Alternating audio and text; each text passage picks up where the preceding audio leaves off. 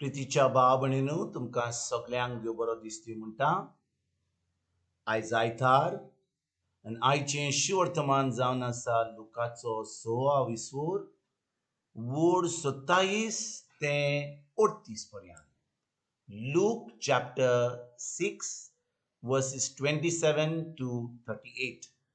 आनी आतां आमी पयलें देवाचें उतर आयकुया. पूण तुमकां म्हाका कान दितल्यांक सांगता, तुमच्या दुस्मानाचो मोग करात, तुमकां जळटा तांकां बरें करात, तुमचेर शिराप घालतात तांकां आशिर्वाद दियात, तुमकां वायट करतात तांचे पासत मागात. कोण तुका एक पोल्यार मारीत जाल्यार दुसरोय पोलो ताका दाखय. तुजें आंगावळें काडून घेयत ताका तुजो जुबोय व्हरूंक आडाय नाका.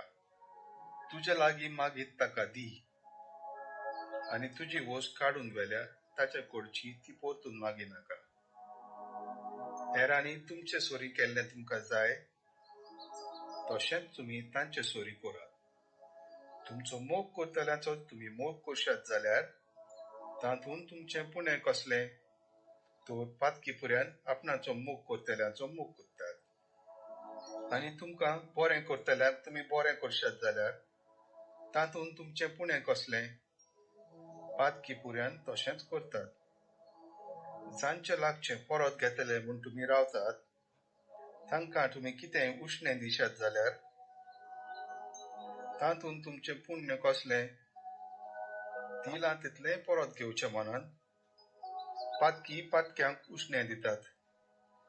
पूण तुमी तुमच्या दुस्मानाचो मोग करात, तांकां बरें करात, आनी परत घेवची आशा दवरिनासतना हेरांक उश्णें दियात. तेन्ना तुमकां व्हडली मोजरी मेळटली आनी भोव वर्थे देवाची भुरगीं तुमी जातल्यात. तर अनुपकारी आनी खोट्या मनशां सोरी तो कोणवाळो. जसो तुमचो बाप दयाळ तशीच तुमी दयाळ जायात. दुसऱ्यांची नीत करप. कोणाचीच नीत करी नाकात आनी तुमची देव नीत करचो ना. कोणाकूच गुन्यांवकार करी नाकात आनी तुमकांय देव गुन्यांवकार करचो ना. दुसऱ्यांक बोगसात आनी तुमकांय देव बोगशितलो. दियात आनी तुमकांय देव दितलो. बरें चिकार माप, दामून चेपून, आलोवन आनी ओतोसोर सुयेन भरलेलें देव तुमचे उंटयेंत घालतलो. कित्याक जे मापान तुमी दुसऱ्यांक दितात त्याच मापान देव तुमकांय दितलो. प्रितीच्या भाव भयणीनो आयच्या शिवर्तमानान आमी वाचता जेजू आमकां आमच्या दुस्मानाचो कसो मोग करूंक जाय तो आमकां आयज शिकयता.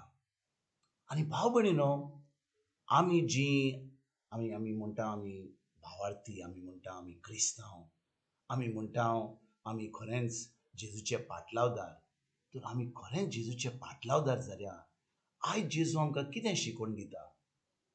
तो आमकां सांगता, तो म्हणटा तुमी फकत तुमच्या जो लोक तुमकां बरें करता तो तुमचे आमीग आसात, तुमकां बरें जे वावुरतात तुमच्या बरोबर, तुमी तांकां बरें करशात जाल्यार तुमी कितें व्हडतें करतात? पातकी पासून अशें करतात. आनी जेजू म्हणटा, तो म्हणटा जेन्ना आमी असल्यो वस्तू करता म्हणजे जेन्ना आमी दुसऱ्यांचो मोग करता, तो म्हणटा तुमचो मोग करतल्यांचो तुमी मोग करशात जाल्यार तातूंत तुमचें पुणें कसलें? पातकी पर्यंत आपणाचो मोग करतल्यांचो मोग करतात आनी तुमकां बरें करतल्याक तुमी बरें करशात जाल्यार तातूंत तुमचें पुणें कसलें? पातकी पर्यंत तशें करतात. म्हणटच भाव भयणीनो जेन्ना आमी दुसऱ्यांचो मोग करता आनी तो लोक आमचो मोग करता, जेजू म्हणटा पातकी लोक अशें करता. पातकी लोक जो लोक तांकां बरें करता, पातकी लोक दुसऱ्यांक बरें करता. तांचें कांयच डिफरन्स ना, कांयच म्हणजे उणें ना तांचे उर्दून. तूं म्हाका बरें कर, हांव तुका बरें करता. पूण भाव भयणीनो आयज जेजू आमकां कितें सांगता? जाचे लागीं परत घेतलेले म्हूण तुमी रावतात तांकां तुमी कितेंय उणेंशें दिशात जाल्यार तातूंत तुमचें पुणें कसलें. दिलां तितलें परत घेवचें म्हणाक पातक्यांक उश्णें दिता. पूण तेच्या उपरांत जेजू आयज आमकां कितें सांगता. आयकात बरे भाशेन भाव भयणीनो, आमी खरेंच जेजूचे पाटलावदार जाल्यार, आमी खरेंच देवाचें उतर परगट करतात जाल्यार, आमी खरेंच आमी प्रेगादोर म्हणून आमकां समजता आमी जाल्यार, आमी देवाचें उतर दुसऱ्यांक शिकयता जाल्यार, आमी खरेंच जेजूचे पाटलावदार जाल्यार, आमी खरेंच एक दीस सुर्गीचें सूख भोगूंक पावतले जाल्यार, भाव भयणीनो आयकात बरे भाशेन तो म्हणटा, पूण तुमी तुमच्या दुस्मानाचो मोग करात, तांकां बरें करात आनी परत घेवची आशा धरिनासतना हेरांक उश्णें दियात. तेन्ना तुमकां व्हडली मोजरी मेळटली आनी व्हडत्या देवाची भुरगीं तुमी जातल्यात.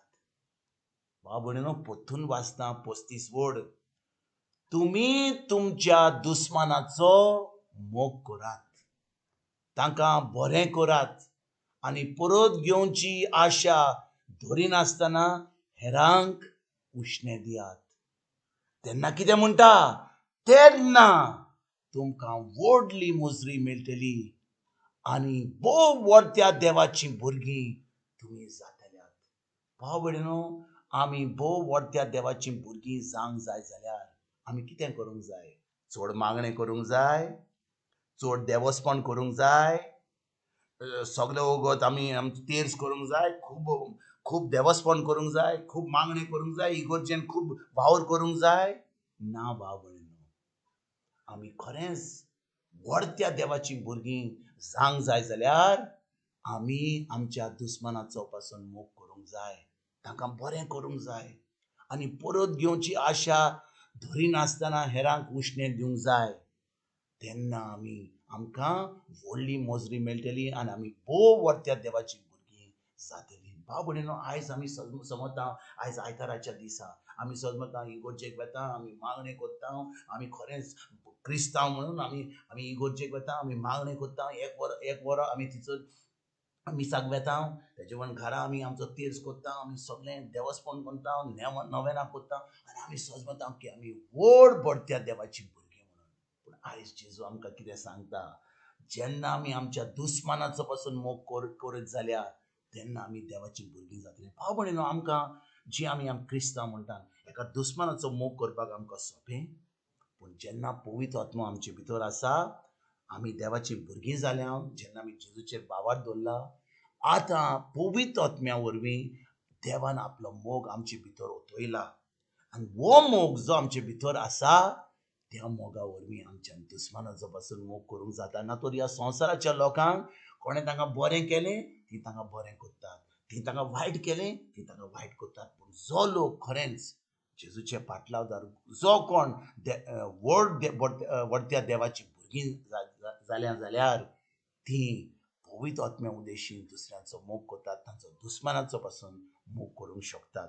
आयज भाव भयणीनो, ह्या उतराचेर आमी खरेच भाशेन नियाल करुया आनी खरेंच जेजूक आमचो समी देव मानून पवित्र आत्म्या उदेशीन आमच्या दुस्मानाचो पासून आमी सगळ्यांचो मोग करपाक आयज आमी फुडें सरयात. तुमकां आनी तुमच्या फॅमिलीक एक बरो दीस हांव येता आनी परतून तुमचे कडेन उलोवपाक फाल्यां हाजीर जातलो. तुमकां सगळ्यांक आमच्या सुरुंडरा जेजूची कृपा, आमच्या सगळ्यांच्या बापाचो मोग आनी पवित्र आत्म्याचो एक तुमकां आनी तुमच्या फॅमिलीक हांव